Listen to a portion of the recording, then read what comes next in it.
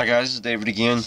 I am today going to be fixing some steak again, and right here is the steak. Hopefully, yeah, you can see that pretty good. As you can see there, I got that on sale. It was $5.63. It's Angus. It's a sirloin steak, so this should turn out to be pretty good. And I actually got this steak thanks to Brian, because I actually logged into my PayPal account again yesterday, and it turns out on the 4th, Brian had sent me a payment. Well, not a payment, but a donation is what happened. And he actually sent me $50 as far as donation.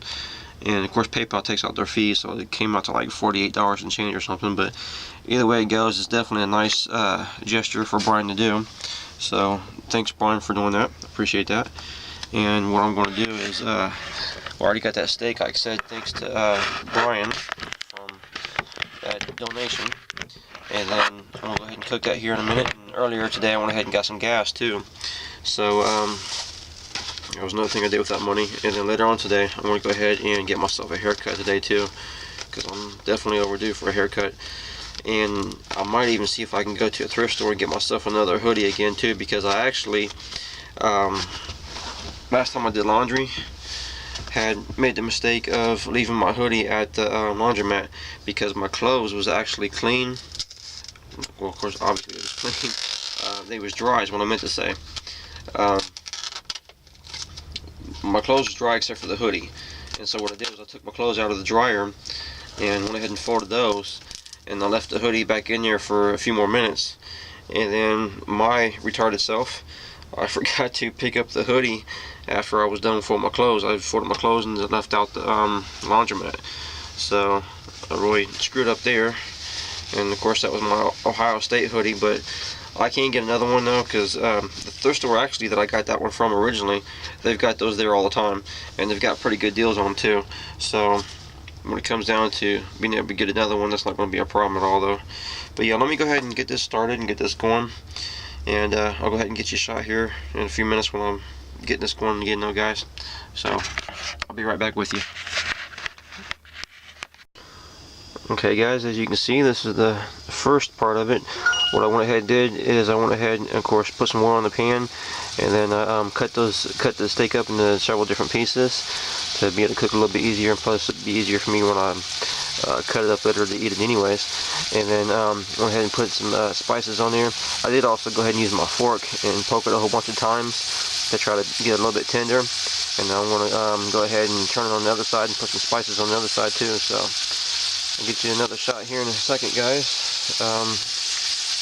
Let me turn this down just a tad bit too, because that's the thing too about this stove, is it does cook quick though. But yeah, I'll get you another shot here in a second, guys, though, so hang on. Yeah guys, that is looking real good, and so far it seems like it might turn out to be pretty tender too. This is Angus beef, Angus steak. I don't think I've actually even had this before, well, Angus anyways. I've had sirloin many times, of course, but we'll see how it turns out though. But overall though, it's starting to smell real good, and definitely starting to look real good too though, that's for sure. And I like to cook mine well done though. I like mine to be all the way cooked all the way through, and well done cooked as well, because I like the taste of it that way too. I've had it in other ways, it's like, you know, rare, or not rare, but as far as medium or almost medium rare, I think is what it is, and then well, and then well done, of course. I've had all the different ones like that, but well done is what I like the most as far as how it tastes and the flavor or whatever. But I've got some A1 sauce too I'm going to be putting on this. So this will come out to be real good though. And then after I get done with this, then more than likely I'm going to go ahead and eat some mashed potatoes again too. As you guys have seen in the previous videos I've done in the past, I like to cook those instant mashed potatoes as well. And like I said before, they actually still taste pretty good too. So yeah, that's it for this one, and see if we get you another view here in a few minutes, guys, so just hang on. Okay guys, so I went ahead and took out a small piece to start out with, left the rest of it in there so that way I can try to keep it pretty much warm. And I'm about to go ahead and check this out. It definitely looks and smells good.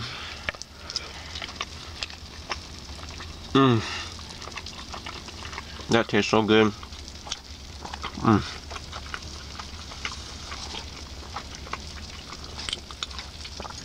I say it is a little bit this is still a little bit tough, but of course I didn't put no tenderizer on it either, as far as, you know, like, because what you're really supposed to do if you want it to be nice and tender is, of course, put some tenderizer on it and put it in like a Ziploc bag or a Tupperware type container overnight to sit. But still, I mean, it's good though. I'm gonna tear this thing up.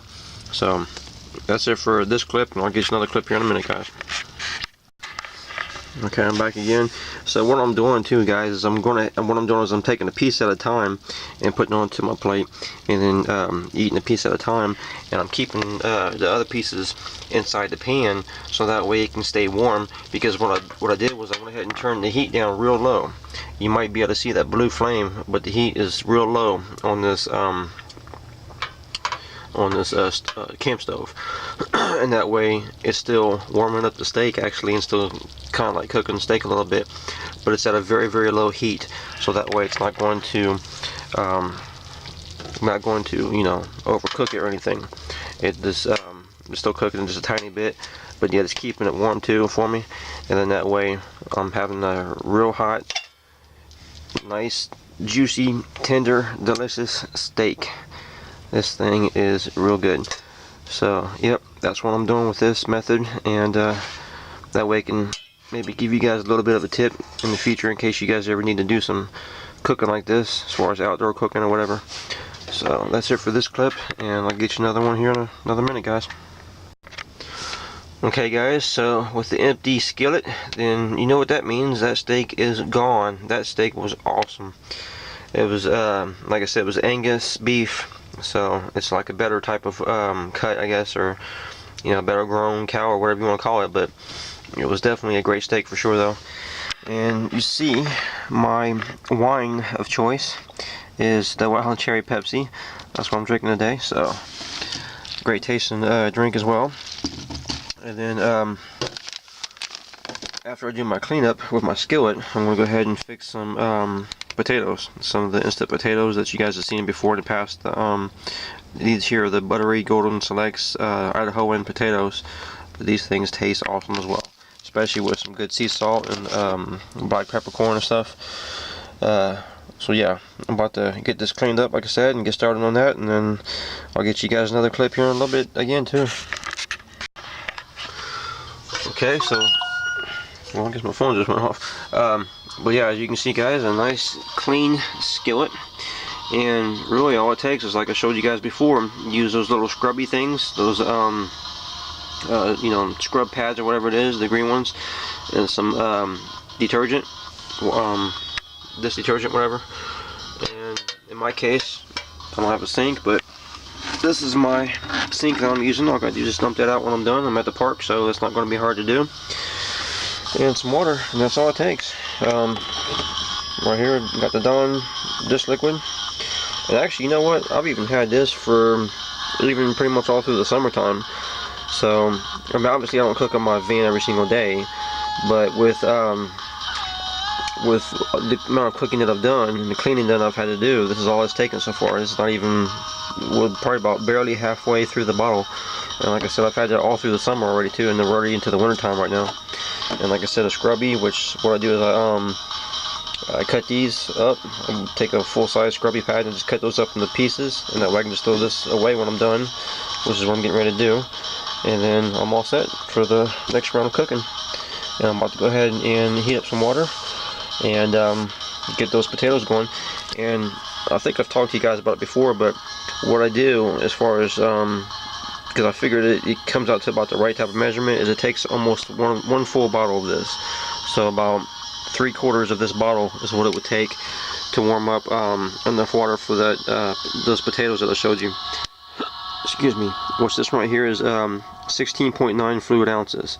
So if you get a bottle of 16.9 ounces, then about 3/4 to from 3/4 to 1 full bottle is what you can measure it for, because it depends too on how creamy you want, how creamy you want your potatoes to be, or how thick or whatever you want them to be. So just go by that as far as trying to determine how that goes. So yep, I'm about to get that going, and I'll show you another clip here in a minute, guys. Okay, now as you can see, guys, I'm using my cup here that I've got with the foldable handles. I got that from hang on, let me turn that down. I got that from Walmart actually originally, and I think it only cost me about $5 is all it was.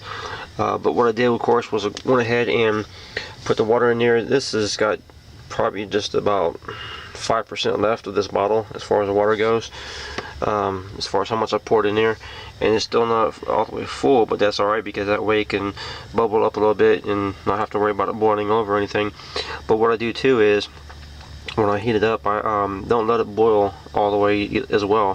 When it starts to have the bubbles come to the top where it's starting to be a rolling boil, when it's just starting to get ready to do that, that's when I go ahead and take it off the heat, because in that way it is very hot like it needs to be, but yet it's not too hot to where I can't deal with it, because when you pour it into that bag too, it's definitely hot for sure. I mean, especially if it's a cold day, it'll also help keep you warm too, for that matter. But then of course after you pour it into the bag, you go ahead and mix it up real good. What I like to do too is I like to pour about half to 3/4 of this into the bag, go ahead and mix it up a little bit, and then pour the rest of it in the bag, and then mix it up some more as well too. That's what I like to do. And then also too, when I'm mixing it, after I mix it up in the bag a little bit, I go ahead and take it out and put it onto a plate, and then that way go ahead and mix it up some more, because when you're mixing those up, it's of course flakes, and if you don't get the water going through every single part of that and you miss some of those flakes, then you're going to have a little bit of crunch going on with it, which, I mean, it's not going to kill you or nothing, but still, it takes away from the effects of having some good fluffy type potatoes. So you want to try to mix it up real good though, as much as possible, because it's important if you want them to be tasting real good and real fluffy though. So yep, that's it for guys, and I'll get you another shot when I got those on the plate ready to go. Okay guys, so this is the final product. It is all finished, ready to go. All I gotta do is put some sea salt on there and some pepper, and I will be all set to go. Like I showed you before, I've got the peppercorn grinder. Got that from both the sea salt and the pepper there. And what I did too, as far as mixing it up, I went ahead and, like I said, I poured it into the bag at first and started mixing it up. But then after that, about half of this cup as far as what I poured in there. And then after that was done, I went ahead and actually just poured everything out onto the plate, and then go ahead and started pouring the water into it, mix it up some more, pour some more water into it, mix it up some more, and so forth, until it was all the way done pretty much as far as being mixed. And now they're nice and fluffy and ready to go for sure, ready to eat. This is supposed to be 4 servings, but like I said before in the past, the way I eat, this is actually 1 serving. This is all for me, for sure. This is all going to be eaten right now. So I'm about to put some salt and pepper on there and finish this meal off, and then get everything cleaned up and ready to go.